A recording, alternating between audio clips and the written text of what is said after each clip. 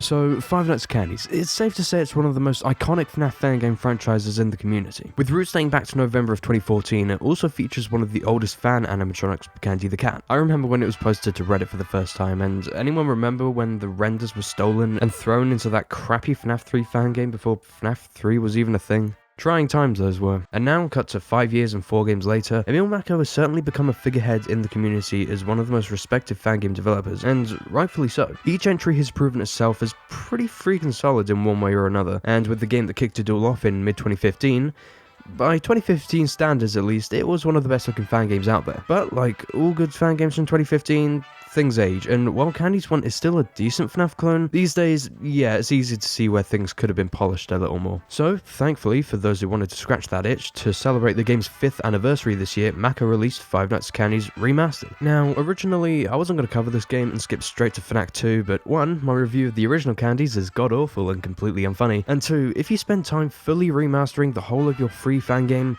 for free, then you have all my respect, and of course at this point, yeah, I'm gonna want to review this and see the optimized version of an already decent fangame. So with that in mind, let's load this thing up, shall we? Right off the bat, well, title screen's not that different, but hey, the models here are already certainly an improvement. I also like the UI and how satisfying it is to listen to myself scrolling through the different options. Very nice. And oh, it's in widescreen, thank god. I never understood fangames that opted to go for the weird 4:3 ratio screen size.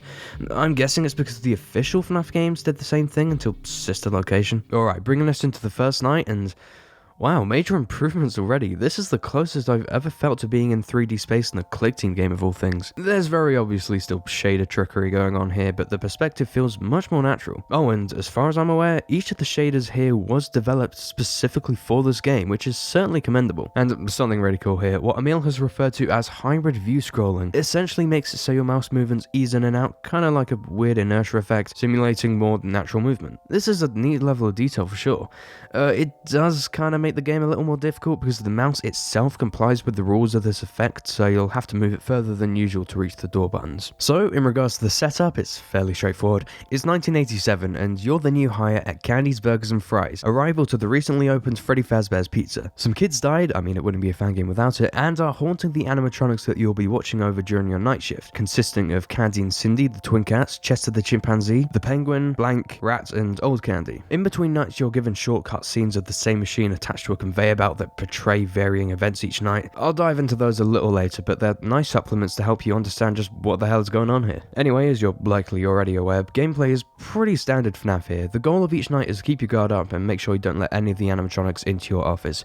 Simple stuff. You got security doors either side of you for keeping out the majority of the robots, and a door in front to keep out the Blank animatronic. He's kind of like the Foxy of this game. Shut the door in his face before he gets you, you know. You also got a tablet in front of you to monitor each room, and while most animatronics have glowing white eyes in the dark, you're given access to full night vision by double-clicking a camera, at the cost of some extra power. Keep yourself safe until 6 in the morning, and that's about as far as the main gameplay stretches itself. This is only a remaster, so it still plays pretty much exactly the same as it did before, which means it's more or less still as much of a clone of FNAF 1 as it always was. But I don't know, man, I think it's less about the mechanics in this case, and more about treating it like an homage to that game. Like, it knows what it is, but it totally runs with it and still manages to heighten the experience with a fresh coat of paint, you know? Like, this actually looks and feels like a believable handheld monitor now. It's got the composite input, an old power adapter, what looks like a USB port. Wow, gomotion, this is what you're nitpicking? One detail I like especially is the way that all the UI previously just thrown over the game screen has been cleverly integrated into your surroundings. For example, with the power level now present on the computer monitor and a usage meter on either side of each door button. And it's details like this that serve to just tidy the edges a bit. Small stuff that adds up and makes this feel like a much better experience. Speaking of small things that enhance the experience, let's talk about the phone calls real quick, an exciting topic of discussion, no doubt. But for real, they've been reworked for the better. Firstly, they're subtitled now, definitely not something you get often with these fan games, but hey, sure, why not? Secondly though, the actual lines have been re-recorded and totally rewritten in some cases. Most of the new lines here are just extra clarification on what info the old game gave you. For example, it's actually made clear this time around that night vision takes extra power. Also, the doors requiring power to be closed is given a proper explanation, like if there's a power outage then the doors won't barricade you in, which makes sense, it acts as a failsafe. Though in the original game I did kind of find it funny that there still wasn't really an explanation for it, with Phone Guy describing that logic as, and I quote, "a little stupid." Also, Night 5's phone call is actually given a bit of follow-up in the remaster. You'll actually hear him on the job as he's talking to you, nice touch, about the hidden room that you were never actually able to access in the original game, but lo and behold, it's possible to do so here. More on that in a bit. But yeah, everything just looks a hell of a lot nicer this time around. Everything's a lot more crisp, the colours pop, the rooms on the camera still look good. Personally, I think the green tinged, danker looking camera screen fit the whole night vision idea more than the original, but that's more of a personal preference than anything. The actual rooms themselves have certainly been improved in the way of props and good old ray tracing. Shifting from the main gameplay though, I wanted to discuss the between night cutscenes that more or less give you insight to more of the story. Comparatively, I mean, yeah, there's not much more you can do than update the visuals, but for those who aren't in the know, these cutscenes all take place in the same location, across decades, with a clear focus on the conveyor belt in front of you. Sometimes the robots will be sat on it, usually Blue Puppet will jump scare you, and we get to witness the death of two kids, twins I'm assuming, who go on to haunt the Candy and Cindy animatronics. You know, the usual stuff. These cutscenes are left intentionally vague, and while some aspects of these cutscenes make a hell of a lot more sense now with the release of Candies 2 and 3, I still think they're neat. Like, it's a similar feeling to the mysterious FNAF 2 cutscenes and minigames when those were new and fresh. Like, yeah, obviously some crazy bad shit is going down, but it's all left for you to discuss and theorize about how all the pieces fit together.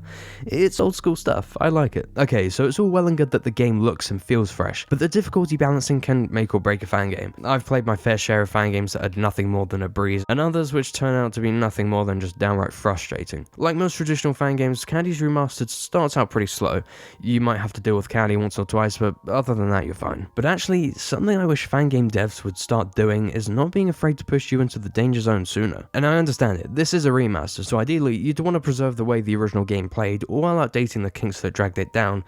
But I feel like the majority of fan games from the 2014 to 15 era have aged enough to warrant making the standard gameplay experience more of a challenge. I mean, I'm willing to wager 99% of people who have played this remaster have already played Candy's 1, have played Freddy's 1, or at the very least understand how the game works to a far enough extent that they don't particularly need a full night or two, partially if not fully, dedicated to showing them the ropes. I mean, that's the whole idea behind punishing the player for screwing up, right? That way those who are new can learn from their mistakes, and more experienced players can put their skills to the test. Maybe I'm nitpicking, after all, this certainly isn't exclusive to Candy's, but being as close to FNAF 1 as it already is, maybe for players completely new to the concept of this kind of gameplay, the calmer initial difficulty works, but I found myself more often than not just killing time over the first two nights. And that's not to say later nights don't get more challenging, but as someone who's already familiar with the FNAF formula over the main games and various fan games, I don't know, I only ever really tripped up a couple of times during nights 1 to 5. You know, if you still want to keep the easier nights for new players, maybe include some sort of difficulty option at the start of the game. Like, for example, you could have the option to limit the power you get per night from 100% to 80% in a harder mode. And actually, I think one of my biggest criticisms of the difficulty balancing here is that I found myself with way too much leftover power each night. Even at the end of night 6, the most difficult canon night, I still had a hefty 30% of power left. Maybe that just says more about how much more skilled I became as I completed each night, but I never felt like I was scraping by with the goal inches away, which I think a good FNAF tribute should try to accomplish. Now, I'm not ragging on the game for no reason. I mean, it's one of the biggest and most well-known fan games out there, and given that this is essentially Candy's 1 remade from the ground up, I'm gonna be a little more critical. But that's not to say when things get going that the gameplay doesn't feel more compelling. Yeah, I did always end up with far too much power to boot, but it was more of the personal satisfaction I got from knowing just how much power I managed to conserve that night that encouraged me on. And maybe that's where the challenge is meant to come from, seeing just how little power you can get away with using, like some unconventional scoring system or something. Actually, that would be a neat inclusion to any fan game, like a scoreboard of how much power is left over at the end of the night with an option to set and beat your own record. That would be kinda cool. Get on it, fangame devs. And for something else that Candy's 1 actually does better than Freddy's 1 in my opinion, it is not exclusive to the remaster, but you're required to use the camera system for more than just Foxy. Like I mentioned, Blank is the obvious Foxy mechanic in Candy's, where checking on him through the surveillance is essential to keeping him out. but you're given a reason to check both spaces outside the main doors too. Unlike FNAF 1, Candy's only gives you a door button, and in place of the lights, the animatronic eyes will glow to alert you of their presence, which means yes, technically you don't actually need to check the cameras for the first night or two, but encounters with Old Candy and Rat require you to look outside the doors. They're older animatronics and their eyes don't glow. Yeah, I know this just sounds like the way Freddy works in FNAF 1, and it's similar, believe me, but Freddy is a hell of a lot more predictable to the point that watching him on the monitor is completely unnecessary. Just watch any 420 custom night playthrough. Candy's one is a lot more luck based regarding when these two appear at your door. Keep in mind there's almost double the amount of robots in Candy's one than FNAF 1, and this certainly gives it more variety than that game. It is genuinely impossible to predict who you'll be up against next. Anyway, that's pretty much the way it all works nights 1 to 6, and once you beat 5, well, you find out who you've been playing as the whole time, Mary Schmidt. In terms of story relevance, I mean, there isn't really anything here in the context of only having played Candy's one. I'm sure if you dig deep, there's more to it than that, but I'm not about to start theorizing here, man. So, once you've beaten Night 6, Custom Night is unlocked, and of course, the immediate thing to do in this case is go for the hardest difficulty the game offers, 720 mode. 720 mode is essentially the final night of sorts, and I gotta tell you, it kinda sucks. Now hold on, I don't think this is specific to Candy's here. Fangames and even official FNAF games that are inherently luck-based are the ones I think do poorest when it comes to ramping up the aggression in the AI. Like I showed earlier, I don't think that nights 1 to 6 were stingy enough with the power, though I still had a whopping 30% left.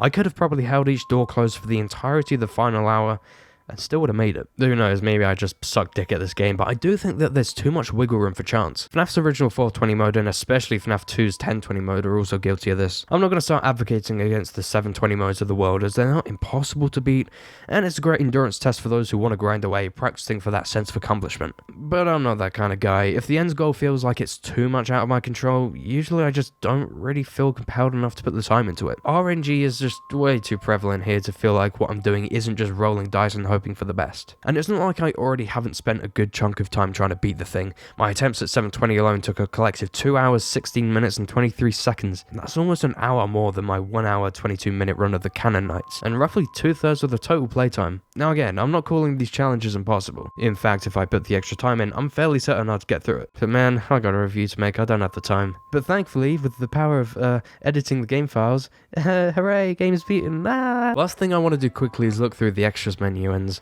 wow, did I not expect such a cool extras menu. You still have the same options as the original Candies, with full renders of the animatronics and jump scares ever present, but one thing we also have now are comparisons, showing both the old and optimized versions of not only the animatronics, but the office and cameras as well. There's even an option to pan and zoom just to seek out those cool extra details, like more going on in the exposed endoskeleton, seams in the plastic casing, things like that. And not that I even have to mention how much better each model looks in the new lighting engine. It's small stuff like that that genuinely makes the new characters look like completely new ones. Fuck? What? Cam 13? There's no Cam 13. Oh, wait a second. Oh, okay, I get it. It's some sort of secret custom night mode. Okay, but there's nobody here?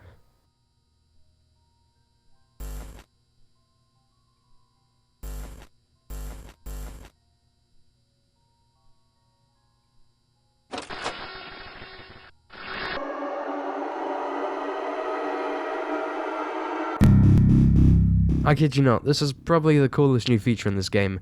There's an entirely new secret boss fight with the Shadow Candy. How cool is that? This is nothing like the regular gameplay either.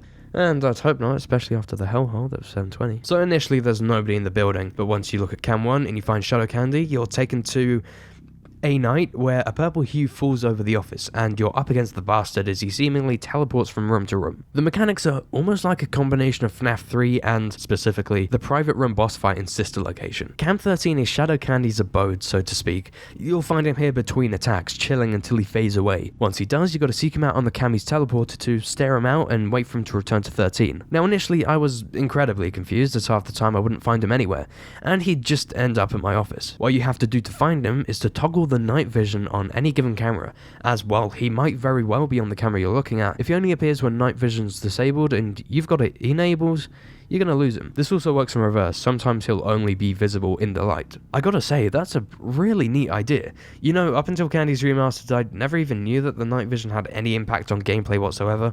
I didn't even know it drained power until the night one phone call specified it in the remaster. But this is how you utilize it as a gameplay mechanic, and honestly, I wish it was more prevalent during regular gameplay. Of course, it would make the harder nights even more of a living hell, but whatever. Now, if you do end up losing Shadow Candy, he'll end up outside one of the 3 entrances to your office, and you'll be given a short window of time to deal with him. But allowing him to get to the office at all is a bit of a lose-lose situation. Even if you successfully keep him out, he'll still end up robbing up to 6% of your power. He won't teleport back to Camp 13 either. You've really got to seek him out on the cameras again.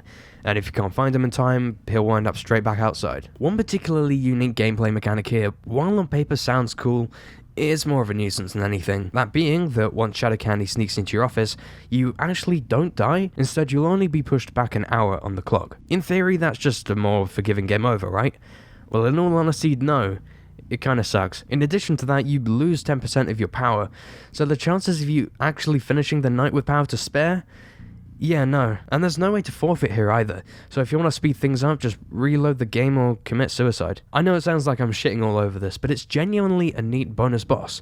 And Emil really didn't have to add this either. This was only a remaster after all. But I've got a sneaking suspicion that Shadow Candy might have a bit more to do with the plot of Candy's Fall than we previously thought. Looking closely, yeah, that's a Funtime Candy in Camp 13 or whatever you want to call them. And upon completing the night, you're treated to a Candy's 4 teaser, which is really neat. Oh, also you unlock the ability to view the hidden Camp 13 during regular gameplay.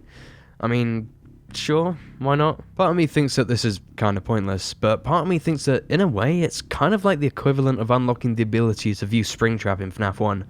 And looking at it that way, yeah, in the way of practicality it's still kind of pointless, but considerably more cool. Alright, yeah, I almost forgot, this is sort of a payoff to that Night 5 phone call. It's cool to get some closure on that. One last thing, I thought I'd just shout out the music of this game. It's not like a full OST or anything, as far as I know, there's only 2 tracks made specifically for this game, with one of those being recycled from the first game. But the remaining theme for Shadow Candy is actually banging. It almost sounds like a remix of the menu theme.